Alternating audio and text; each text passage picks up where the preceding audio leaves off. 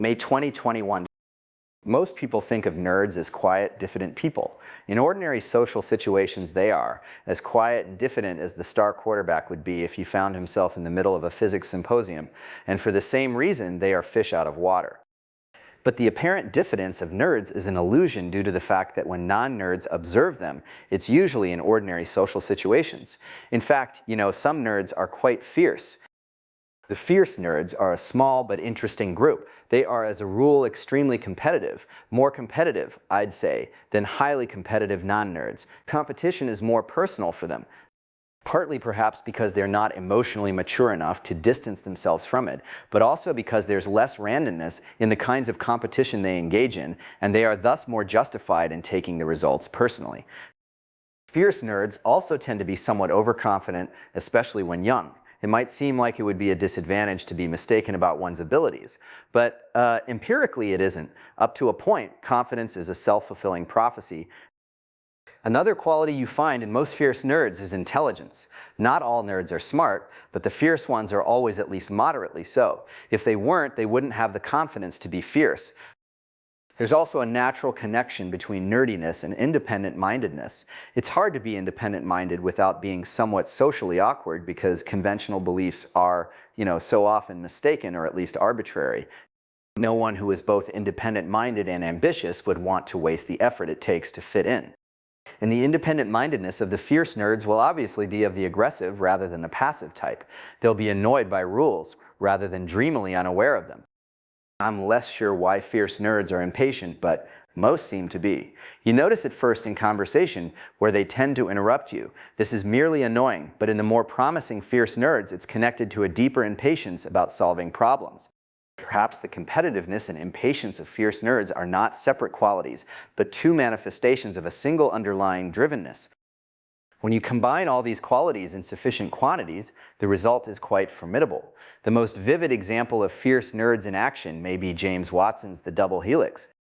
The first sentence of the book is, "I have never seen Francis Crick in a modest mood," and the portrait he goes on to paint of Crick is the quintessential fierce nerd, brilliant, socially awkward, competitive, independent-minded, overconfident.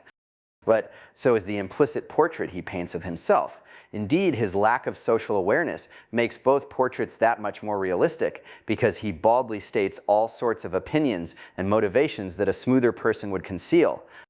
And moreover, it's clear from the story that Crick and Watson's fierce nerdiness was integral to their success. Their independent-mindedness caused them to consider approaches that most others ignored. Their overconfidence allowed them to work on problems they only half understood. They were literally described as clowns by one eminent insider. And their impatience and competitiveness got them to the answer ahead of two other groups that would otherwise have found it within the next year, if not the next several months.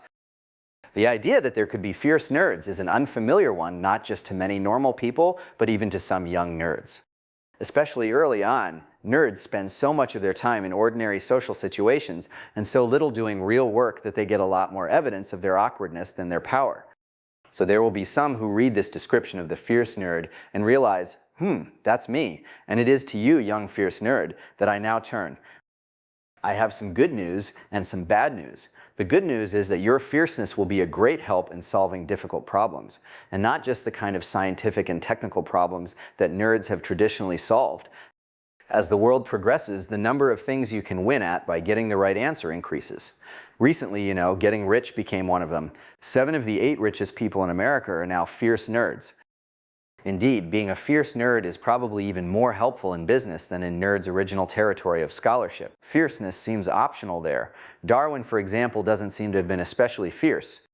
Whereas it's impossible to be the CEO of a company over a certain size without being fierce. So now that nerds can win at business, fierce nerds will increasingly monopolize the really big successes. The bad news is that if it's not exercised, your fierceness will turn to bitterness, and you will become an intellectual playground bully, the grumpy sysadmin, the forum troll, the hater, the shooter down of new ideas. How do you avoid this fate? Work on ambitious projects. If you succeed, it will bring you a kind of satisfaction that neutralizes bitterness. But you don't need to have succeeded to feel this. Merely working on hard projects gives most fierce nerds some feeling of satisfaction. And those it doesn't, it at least keeps busy. Another solution may be to somehow turn off your fierceness by devoting yourself to meditation or psychotherapy or something like that. Maybe that's the right answer for some people. I have no idea, but it doesn't seem the optimal solution to me. If you're given a sharp knife, it seems to me better to use it than to blunt its edge to avoid cutting yourself. If you do choose the ambitious route, you'll have a tailwind behind you. There has never been a better time to be a nerd. In the past century, we've seen a continuous transfer of power from deal makers to technicians, from the charismatic to the competent, and I don't see anything on the horizon that will end it. At least not till the nerds end it themselves by bringing about the singularity,